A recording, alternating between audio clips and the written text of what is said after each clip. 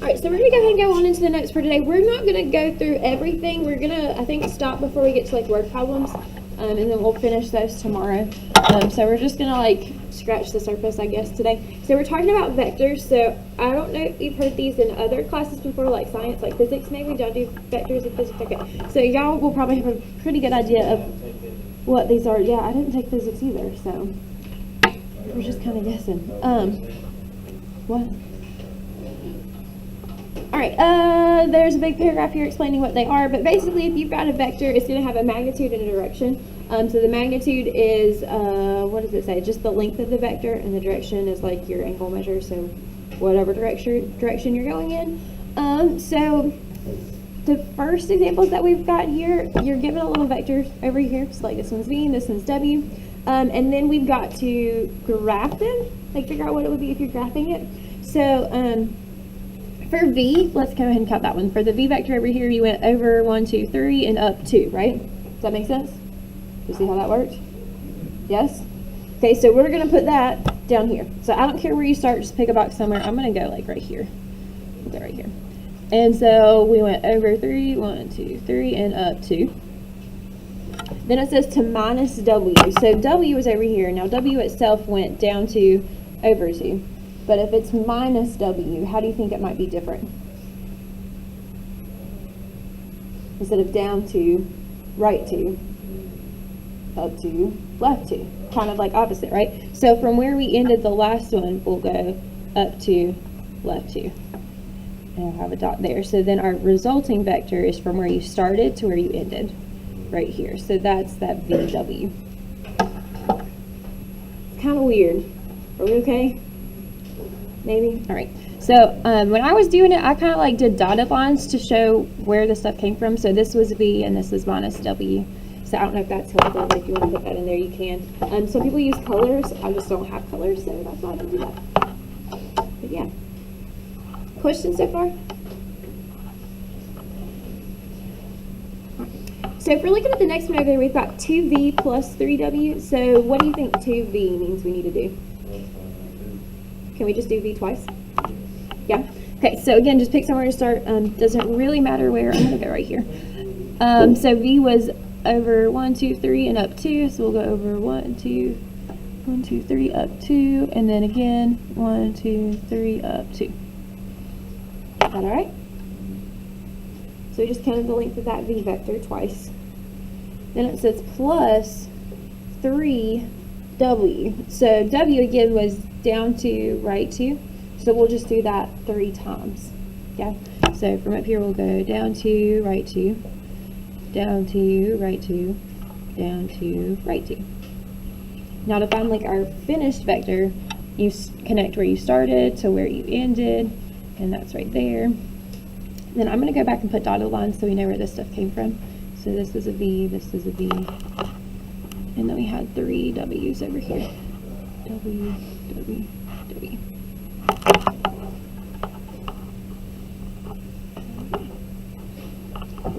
Questions?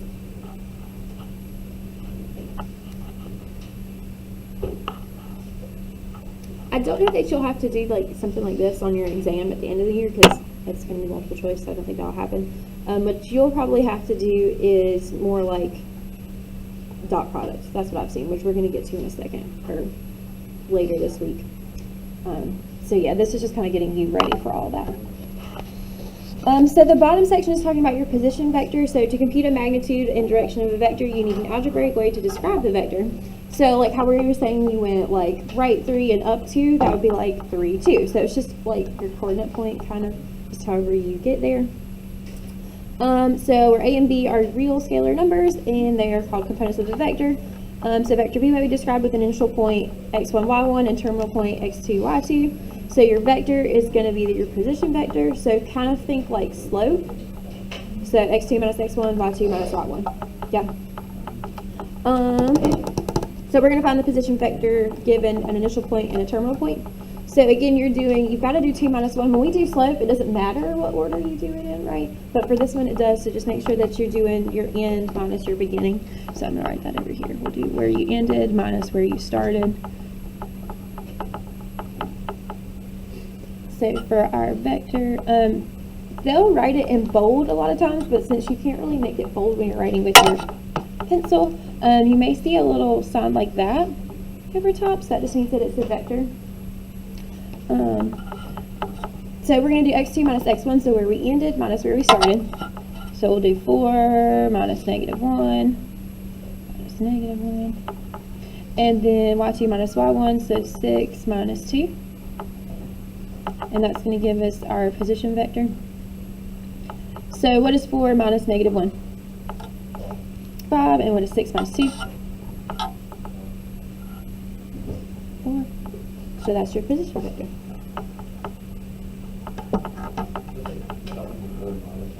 Four minus -1, sorry, minus -1. I kind of ran out of room. Questions there? I'm sorry. That's just the notation for a vector. They don't use regular parentheses. They use, I don't know what those are called, but they're kind of like pointy parentheses. I don't know what they're called. I'm sure there's a name for it. I think of them as like less than, greater than signs, but like stretched out. That's what they look like to me. So I don't know. So yeah, those pointy brackets, I guess. I'll have to figure out what those are actually called. Questions? Okay. So nothing that we're doing today is really that complicated. It just looks really odd because, I don't know, we're just not used to it. So don't let it overwhelm you. It's really not bad. So that's how you find your position vector. So every vector can be written in terms of I and j. So if it's got a vector length of 1, it's called our unit vector. So I is going to be the unit vector in your x direction, and j is going to be your unit vector in the y direction. But basically, I just tells you how far you go for x, and j just tells you how far to go for y. That's all that this stuff is saying.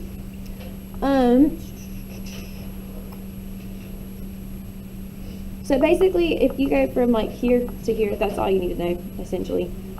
The bunch is just the rest is just a bunch of extra stuff, and I think it's more than you need. So, with that in mind, we're just going to go ahead and practice on that, okay? All right, cool. So, down here we've got v equals 2i plus 3j, which is the same thing as 2, 3, yeah? And then w is going to be 3i minus 4j, or 3 negative 4. We good with that? Okay, so up here you've got your rules for how to like add, subtract, multiply, all that stuff. But it's basically just the same as it is for all algebra. So if you're doing v plus w, we're going to have whatever v is, so 2i plus 3j, plus whatever w is, which was 3i minus 4j. And so then from there, I kind of just think of it like combining like terms. So you can put your i's together. So 2i plus 3i gives you what? 5i. And then 3j minus 4j gives you what? Minus 1j. And so if you were going to write that as a vector, it would be 5, negative 1. Is that okay? Questions on any of that? Alright, so then looking at number 2, same thing, but we're subtracting this time. So for v, we're still going to have 2i plus 3j. But then we're subtracting all of w, so we're minus 3i minus 4j. So what is 2i minus 3i? Or 2 minus 3? So we've got negative 1i. Then we have 3j minus negative 4j. So that's really like plus 4j. So 3 plus 4 gives you 7. So plus 7j. Then if we wanted to write that in like your vector form, it would just be negative 1, comma 7.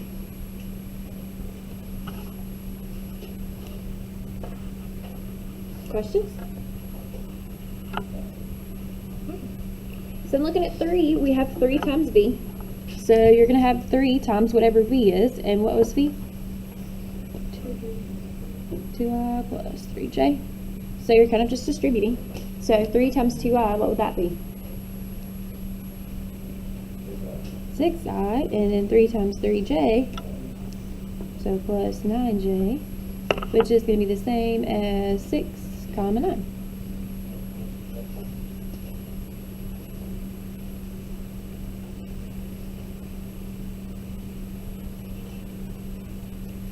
Questions? So looking at number 4, we've got 2v minus 3w. So 2v, we know we're just going to distribute a 2 to everything that v is. So 2 times 2i plus 3j minus 3 times w, which was 3i minus 4j. So we'll distribute, then combine like terms. So 2 times 2i, what do you get? 4i, then 2 times 3j. 6j, then negative 3 times negative 3 times 3i. Negative 9i, then negative 3 times negative 4j. It's 12j. Then combine your like terms. So 4i minus 9i gives you negative 5i, and then 6j plus 12j gives you 18j. So to write that in vector form, you'd have like negative 5, comma 18. Is that right? Questions? Okay, so the last one that we've got there, those double bars tell you to do magnitude. So your rule for that is right up here, so let's write that over here. That tells you magnitude. So we're going to do that for v, so we're just plugging that in there. So basically just take the number in front of I and square it. So 2 squared, the number in front of j and square it, plus 3 squared. So 2 squared is 4, 3 squared is 9, so 4 plus 9 gives you, what? 13. So this whole thing is just square root 13, and that's all we can do there. Is that okay? Questions? Alrighty. That's what I was just thinking. Are we okay to keep going? We need to do. We're gonna do number 1 and number 2, and then we'll call it quits. How about that? Because they're not bad. All right. So you've got to find the vector from its direction and magnitude. Is probably what you're gonna have to do a lot. So your velocity vector is a vector that represents speed and direction of an object. Your force vector is a vector describing the direction and amount of force acting upon an object. So given the magnitude, I don't know what those double bars are called, v of a non-zero vector v in the direction of the angle alpha, it's going to be between 0 and 360, so we're going to be in degree mode for all of these. Just a side note there. Basically, this is just how you're going to find your vectors. That's your rule for how to write your vector, given all the other stuff that it gives you. So that's what we need to know for this next one. So a ball is thrown with an initial speed of 25 miles per hour. So that initial speed is your magnitude. So that double bar with the v is your initial speed.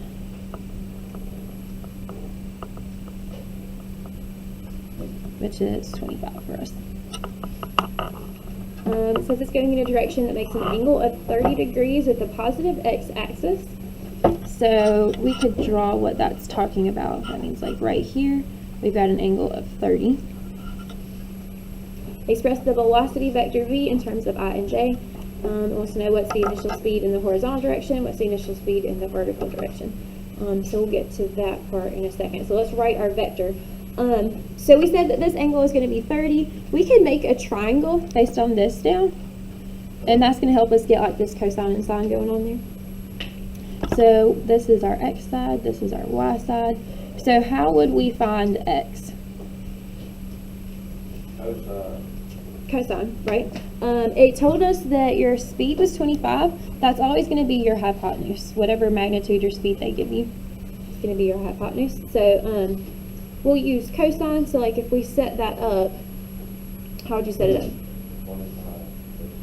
25 cosine 30, right? Does that make sense? Yes, no, maybe?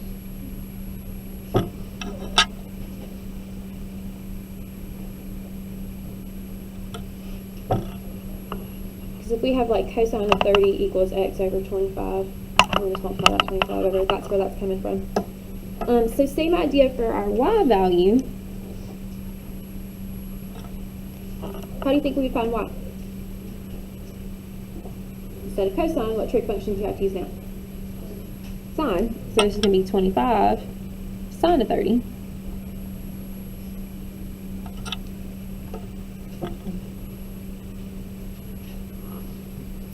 so we can use that to kind of help us plug in here and write our vectors. So I'll say V equals, what was our magnitude, or that double V, double bars with the V inside? 25. And then inside parentheses it says cosine of your angle I, so we'll have cosine of 30 I plus sine of your angle, so sine of 30 J. So then we're going to clean that up just a little bit. What is cosine of 30?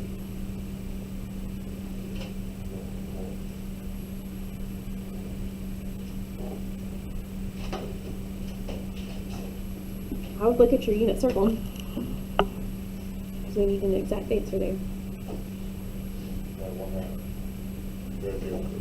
So 3 over 2.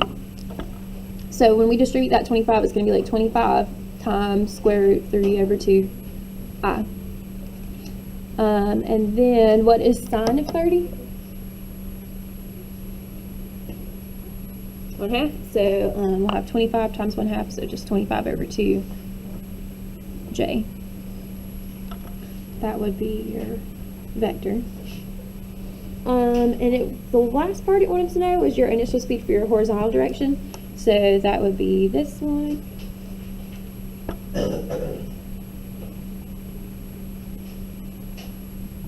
And then the initial speed for your vertical direction would be this one, whatever's in front of J.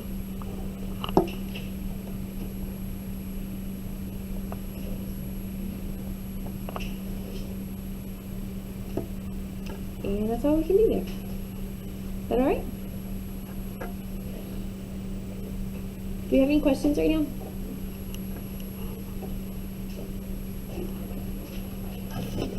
So we're just going to do number 2, and then we'll call it a day. We'll practice and we'll come back to the rest tomorrow. So if we're looking at 2, we need to find the direction angle, alpha, for this vector that they've given us here. So I think it's helpful to go ahead and like draw that, just so we know what it's talking about a little bit.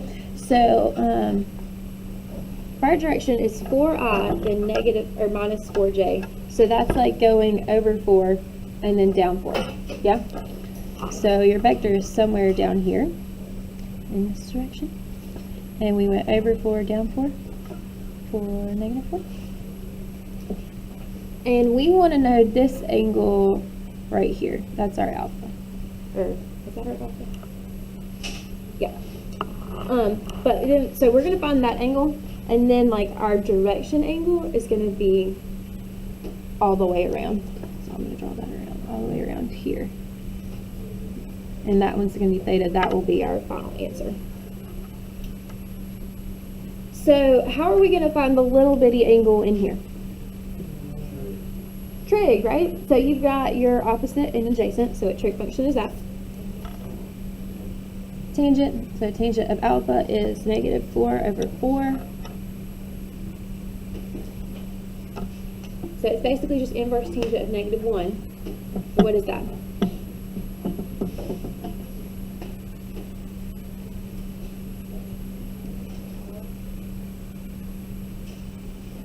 Degrees. We want to be in degrees.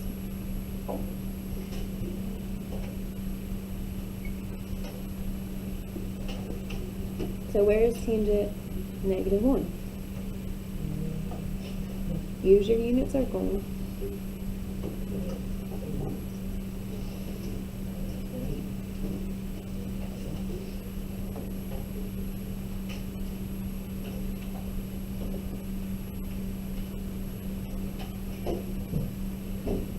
We know that tangent, if it's 1, then x and y have to be the same thing, right? That happens at your 45-degree angles, right? So if it's negative, it's just going to be negative 45 degrees. Is that okay? And that would put you down in quadrant 4. Do you agree? Okay, so we need to know the angle all the way around. So how would we find that? 360 minus 45. So 360 minus 45, what do you get?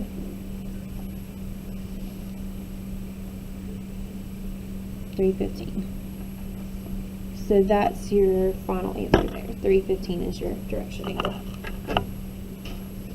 So we need to make sure that whenever you're finding that angle, that it matches up with the quadrant that your vector is in. So like if you're just doing inverse tangent of negative 1, that could also happen in quadrant 2. But why do we pick the angle that actually goes in quadrant 4?